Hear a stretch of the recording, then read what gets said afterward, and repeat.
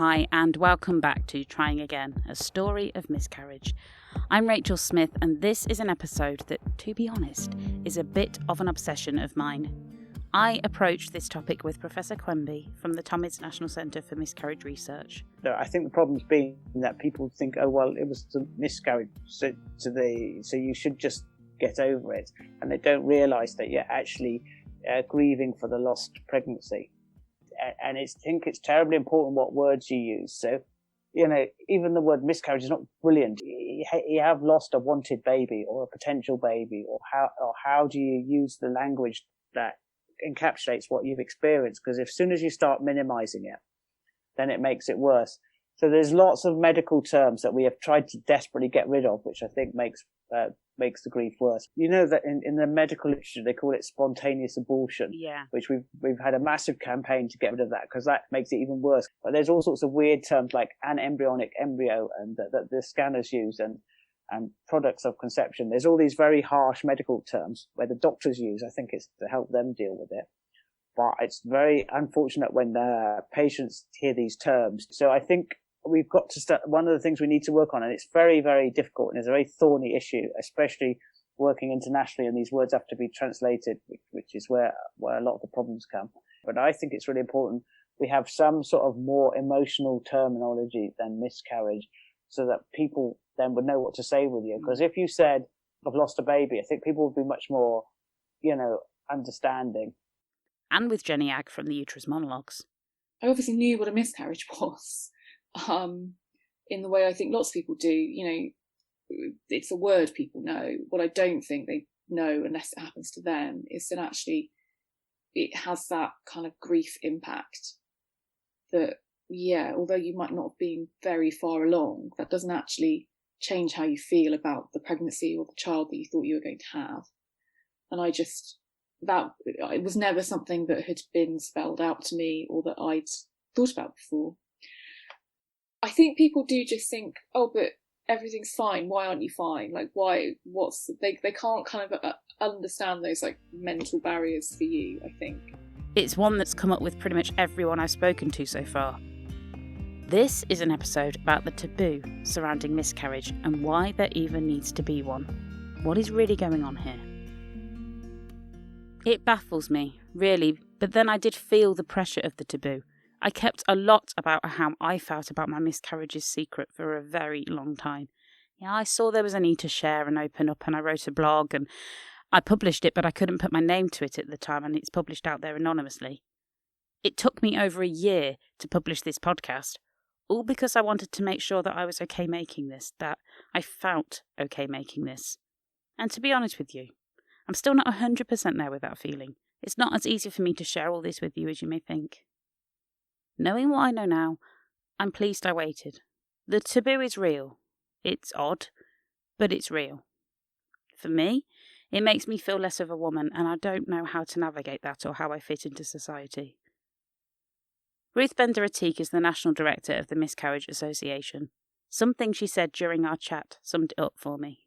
Gosh, some of the things that people say to you when you miscarry anyway, like, well, I know somebody who had 17 miscarriages, so at least you got a child already, and, at least you've only had one. And you think, oh, that really doesn't make me feel much better. That happens a lot with me. The advice that people give, you can't really blame them, though, because it's a strange situation, isn't it? Because they don't really know, and then you don't want them to know. So it's kind of good, the ignorance in some respects. Issue about what people say is a big issue at any time. I think genuinely most people don't want to say the wrong thing and they don't want to be disrespectful, but sometimes they just think, in the grand scheme of things, a miscarriage, it's just a bunch of cells. And generally speaking, when you get a positive pregnancy test, people don't say to you, oh, I'm really glad to hear about your bunch of cells. When will it turn into a person? They say, when's the baby due? And people think baby. And then when you miscarry, all of a sudden they kind of backtrack. And I think that's because they want to make you feel better. I think we can accept that there's no easy way through miscarriage and baby loss. The community surrounding it provides that light in the darkness. I think that's why there's a candle, a symbol of hope for the Baby Loss Awareness Week.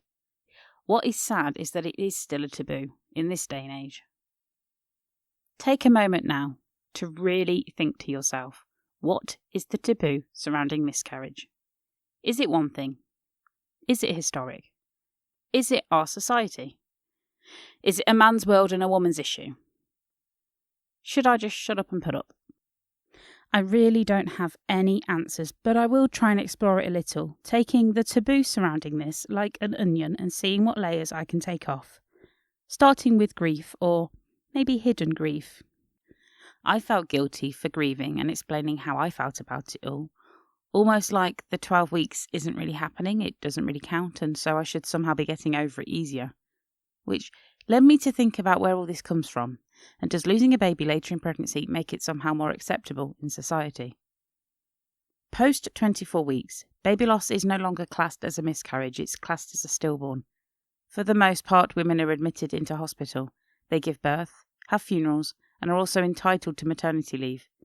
But does all that make it more acceptable in society? Does it really break this taboo surrounding hidden grief? This line of thought led me to Alison Ingleby, a writer and host of the Footprints on Our Hearts podcast. In her podcast, Alison shares her daughter Sky's story and talks with parents who've experienced stillbirth, miscarriage and infant death. Sky died at 26 weeks. In episode 18 of her podcast, Alison shares her story and reads a letter to her younger self on reflection of her grief. Alison has kindly allowed me to share this letter with you. I see you, bereaved mother. I see you lying there, shell-shocked and numb, having just given birth to your dead baby. I see you struggling to breathe, struggling to feel, struggling to know what life is going to be like. Let me tell you this straight up. The next year will be the hardest of your life. You will shed more tears than you thought possible. You will hit the lowest point of your life and find yourself in the deepest, darkest, blackest hole. There will be times you wonder if you can survive this. There will be times you wonder if you want to survive this. You will feel rage, a deep, burning, uncontrollable anger at the world, at fate, at yourself. You will feel envy, jealousy, despair, and fear. You will hurt inside, a physical pain, and you will curl up and embrace it while begging for it to go away. There will be times you lie on the sofa, hugging your daughter's ashes, trying to pretend that they are a living, breathing baby. There will be times you lie on the floor, unable to get up as the weight in your chest drags you down. So what hope can I offer? Just this. There is no end to the darkness, but slowly light will come back into your life. You will learn to breathe again. You will learn to live again. You will learn to hope again. They say that motherhood changes you, and it does, in ways you could never imagine. The hardship and pain you suffer will cause you to look inside yourself and take the first step on a long journey of discovery. You will learn so much about yourself in this first year, your fears, your dreams, your strengths, your weaknesses. You are a phoenix, and you will rise from the ashes of life that surround you. This rising will take longer than a day, a week, a month. There won't be a time when you suddenly turn around and think, I am whole again. A small part of you will always feel incomplete. But you will learn to embrace that void inside you for what it is, the child you hold in your heart. And even though the grief may crash over you like a wave pounding the sand, driving you to your knees, you will be ready for it and embrace it, because it is not something bad to be choked back or pushed down, but a manifestation of a wild, everlasting, beautiful love. A love that will last as long as you live. After death comes new life. Out of pain and heartbreak comes strength. Strength does not lie in being stoic.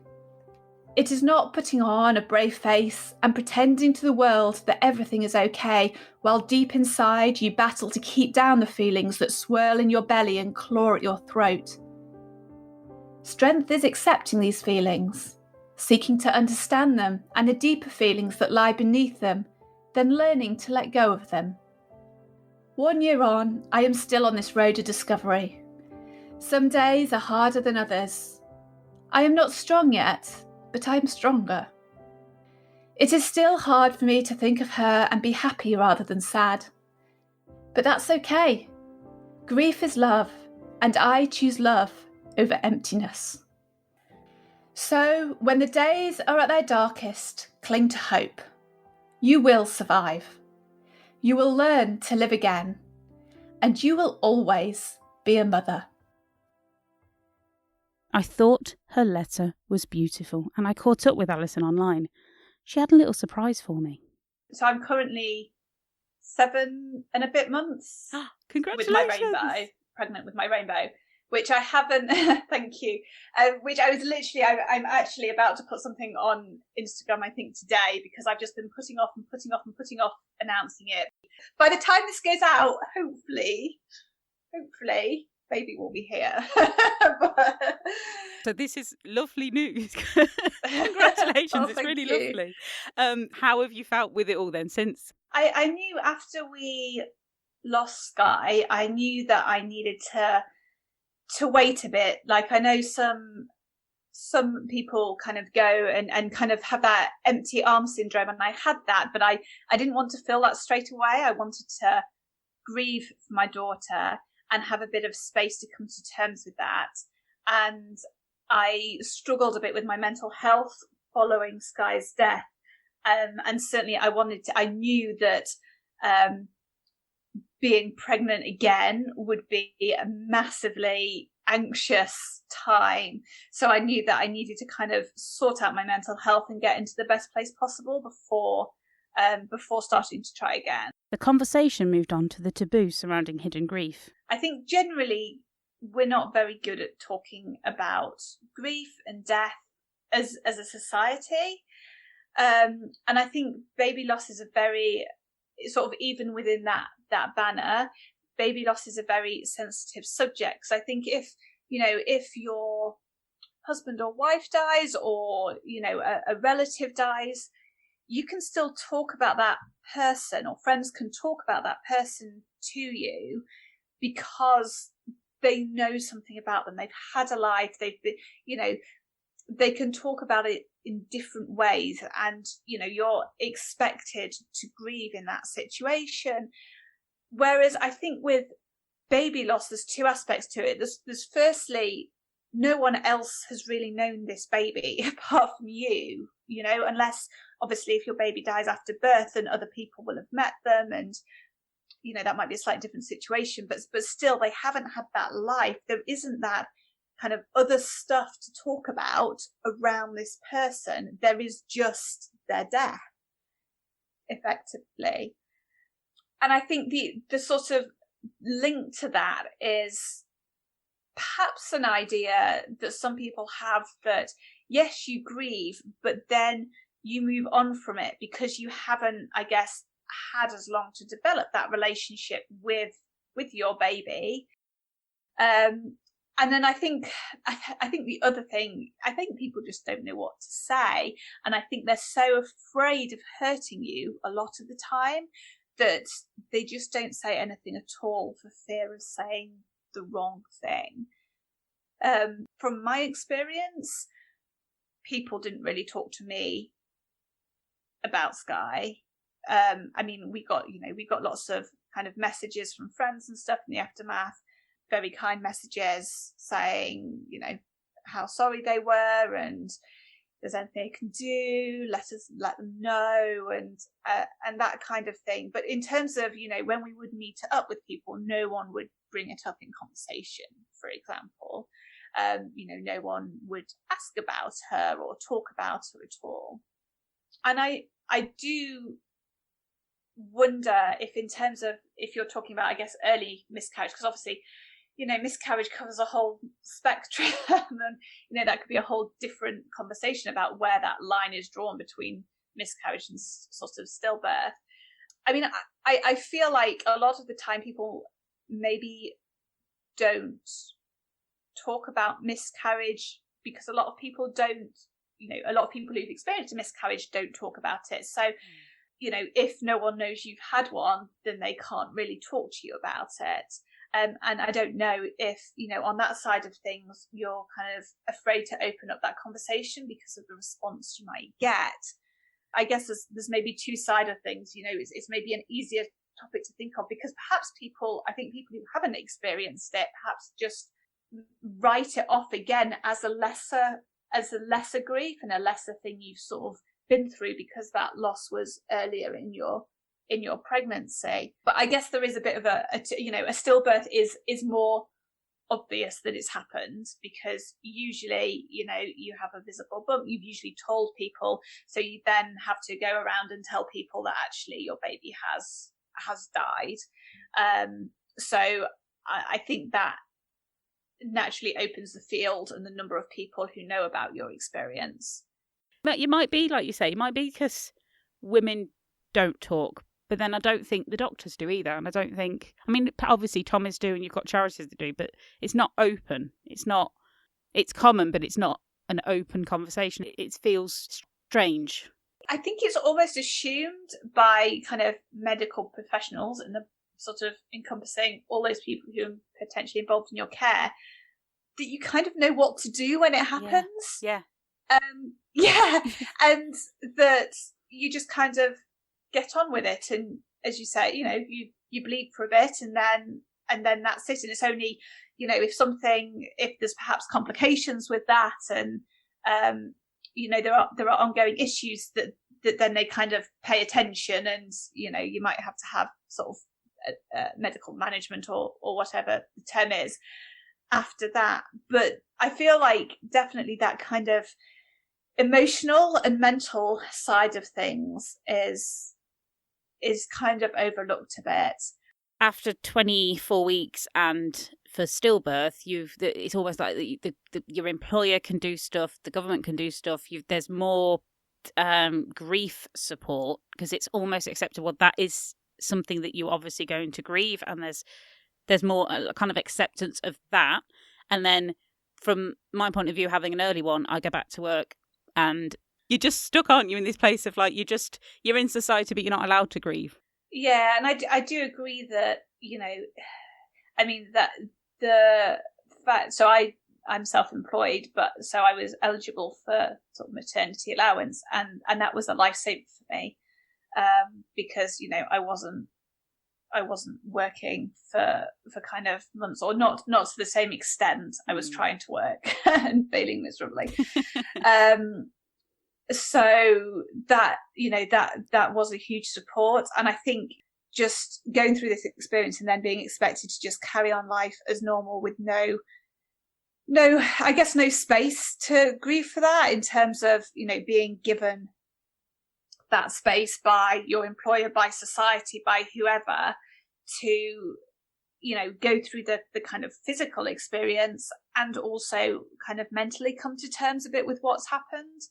And that, I think that would be something that would be amazing if that could be changed. If there was some element of leave allowance for associated with pregnancy loss that you were able to take, and I do wonder if that then might open up that conversation, because I think a lot of it comes down to shame, and I think that is something that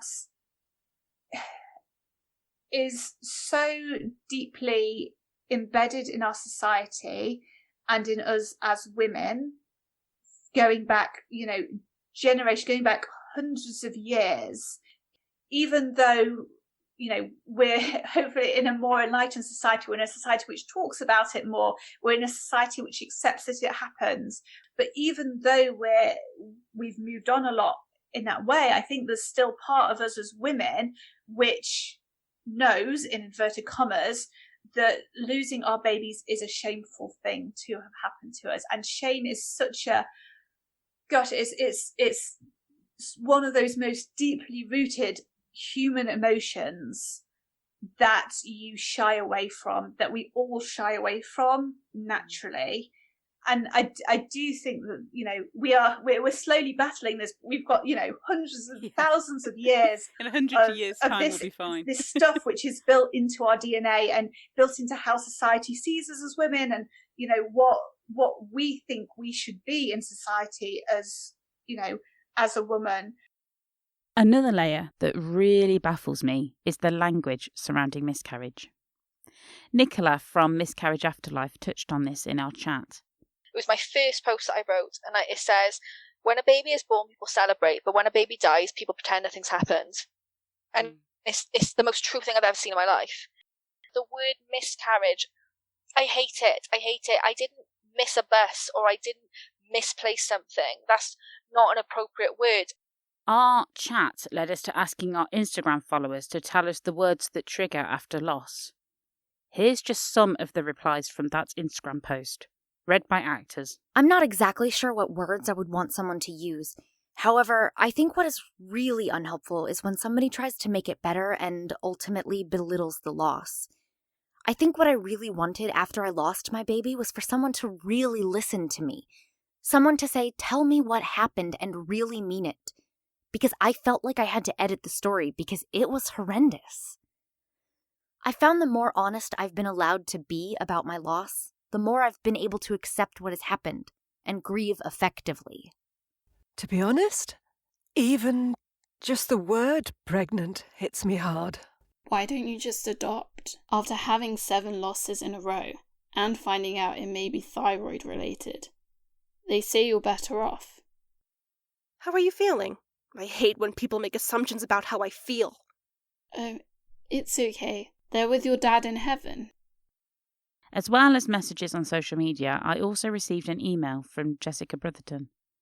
Jessica started her email telling me, I recently had a close friend suffer an early miscarriage and the way she was treated really upset me. Because of her, I posted a list of things not to say to a woman in this situation. I called Jessica to chat about this.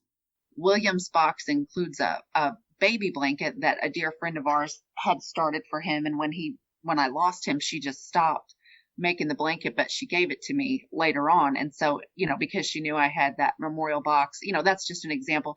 I think it's good. It was good for me to be able to go back and show that my kids did exist. My boys, just because they weren't awake on this side of the womb doesn't mean that they weren't people who existed. And so having that tangible, those tangible things available to look back and say, you know, here was my child, a real person, that was very helpful for me. Yeah, I can imagine. And then you've got it to look through too.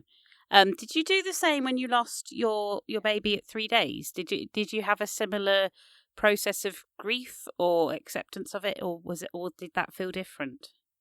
I had a lot of grief, but it was different because I didn't know if that child was a boy or a girl. I didn't know if that child, you know, I didn't have enough time to even be used to the idea of being pregnant before my pregnancy was over. So I think a lot of the grief, I mean, obviously I grieved the fact that my child was gone, but I think it was a different sort of grief because, you know, I hadn't had time to pick out names or plan or, you know, learn the gender of that baby. So the what ifs and the unknowns were really difficult in that regard. And it was difficult for me to get over that too, definitely. And how did you get over it? I mean, you don't really get over it ever, do you? But how did you find a way to you know, cope? I tell people all the time, that's not something you get over, you get through. I think that when people say that all wounds heal, that is a big fat lie. Some wounds only scab over, but they never truly heal. And for my heart, that is true in this case. Where do you feel you're at with it now then? I feel like, you know, every day is different. Grief is a process that doesn't have an expiration date.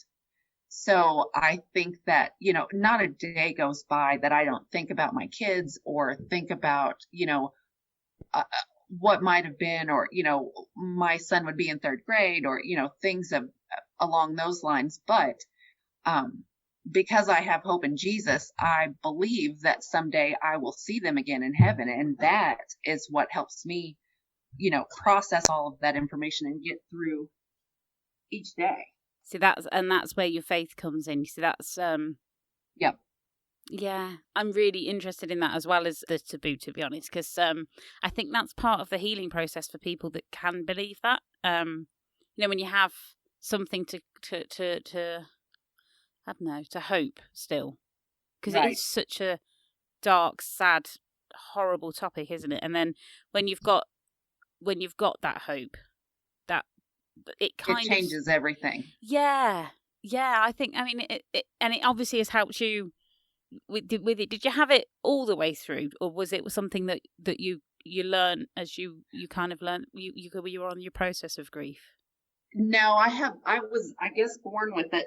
I've always been faithful. I've always just known that God was, and that, I just was, I don't know, always knew that. And so I feel very comfortable in my faith by saying I bear my soul because it's already bare, as far as I believe. And, I think that without that, without my hope in Jesus, I would have no hope. I would be lying to you if I said that it was easy to snap out of it. I didn't speak to a single soul for the first 3 weeks after my son was born, except my mom, my husband, and my two living children. I mean, no one else. I didn't accept a single phone call. I didn't accept visitors.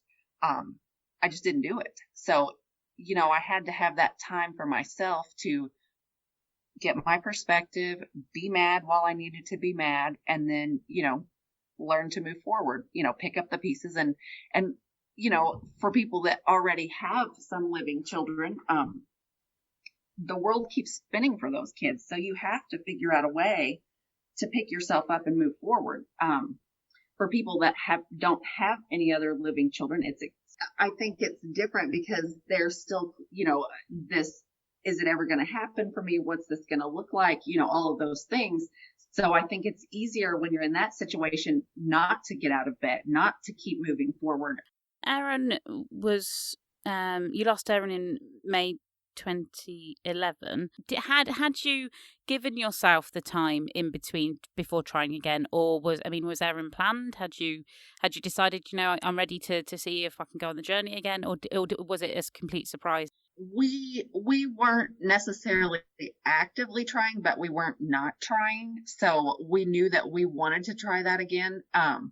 Because my pregnancy losses were so traumatic, both with Aaron and William, after that happened, the doctor said that we wouldn't be able to do that anymore, that it would be life-threatening. So at that point, we didn't pursue that any further. Oh, wow. So it stopped with Aaron?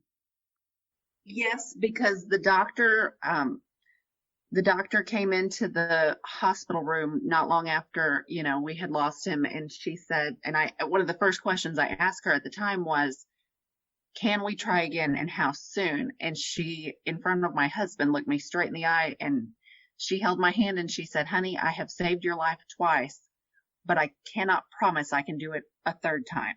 And because I had massive blood loss and hemorrhaging and all kinds of complications with both, when everything did happen. So she was really concerned that, and I think that without saying it, she was probably as concerned for my mental health as she was my physical health. Because if I'm being perfectly honest, I was a mess. How did you get from the hope of having Aaron to being told, actually, you're best not doing this again, full stop? Oh, I was mad. I was so mad.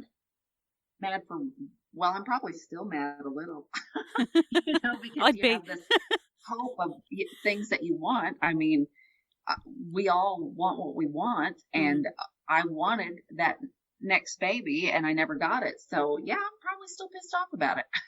I know for me, I felt like that was the only thing that defined me for a while. That was the thing that people would know about me that would be most prevalent. And that's not true at all. It is something that happens to us, but it's not because of something that you've done. Does that make sense? Yeah, it does. And that's what inspired you to write the letter then, your friend, when you were, because I remember in your email you said you felt angry by the language that was being used around her. Is that? Oh yeah. Listen, people say stupid things because they are uneducated. And the first way to help them be educated is for women like me to speak out and say, don't say that. You think that sounds nice, but really that's not helpful at all.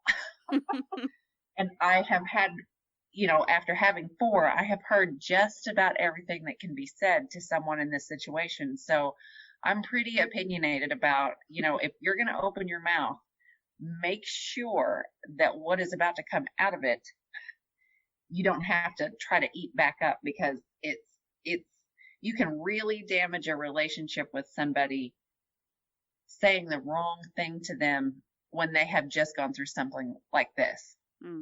So yeah, I get angry about it. I don't like to see pain compounded because of other people's ignorance, and I think that happens a lot. Would you be willing to read through the letter? Because I literally was reading it, nodding along the whole time. I was reading through that. Yep. I was like, you're just going to have to come and do it yourself. Are you ready? Yes, I'm ready. All right. Since I posted about my son, I've heard from several other women privately who've lost their child. Each had a similar story and one common theme. People are uncomfortable and don't know what to say. Chances are you have or will at some point encounter a woman who's suffered the loss of a child by miscarriage or stillbirth. It's unfortunately so common that 1 in 4 women will join the sisterhood of uniquely grieving mothers. To that end, I've composed a list of things not to say to a woman who has suffered this incredible loss. Each woman feels this differently and should be allowed to grieve in her own way. To prevent or belittle the grieving process can have severe and unintended consequences. There is no timeline for grief. Number 1, I'm sorry. Yeah, me too. How about say nothing? Most of I'm sorry ends up with you in tears, and I don't want to comfort you. A silent hug is better than that. Number 2, well, at least you have other kids. Be thankful for that.